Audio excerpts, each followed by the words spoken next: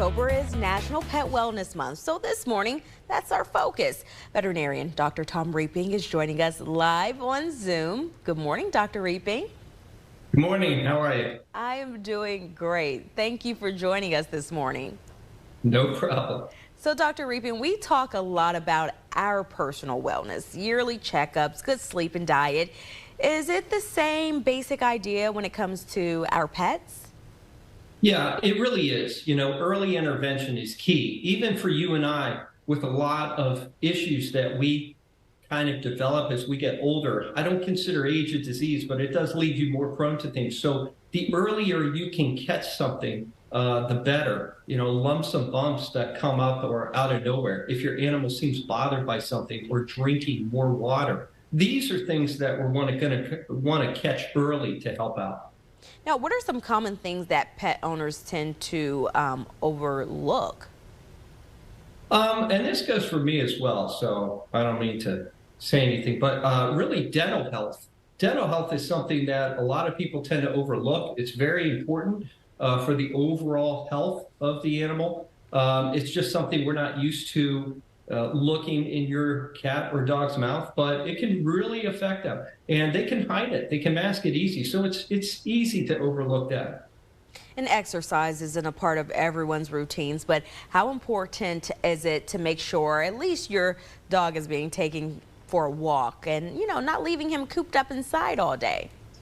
Yeah, it is. It's very important. These guys, they get bored. They're going to want activity, especially if you have some certain breeds that are used to a lot of activity. You're going to want to take them for walks when you can. It's good for you as well, too. But yeah, you want to keep that activity level low. You want to keep their weight under control because that really helps out their joints later on in life.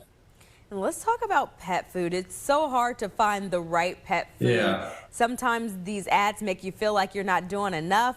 And then if you see on some TikTok videos, it seems like a lot of people are doing too much, putting a whole steak on, the stove and slicing it for their dog. So how do we pick the right pet food?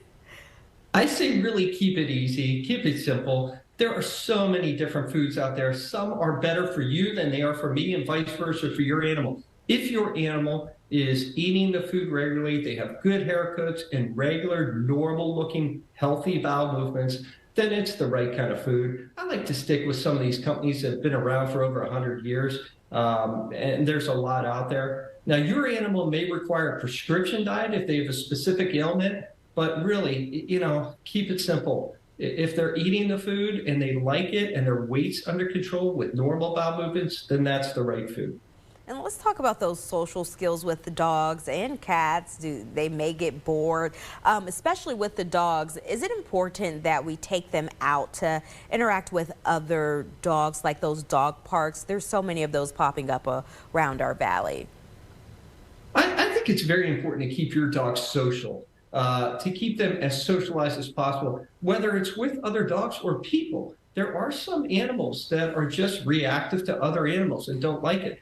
But you want to push that social interaction, especially with other people as well, so that your animal can get acclimated, so that they're not fearful, so that they don't think, this stranger danger all the time. So I think keeping them social and starting that at a young age is paramount.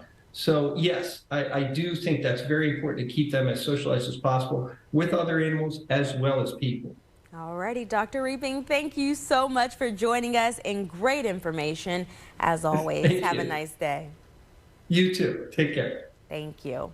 It is now time for the question of the day. Here's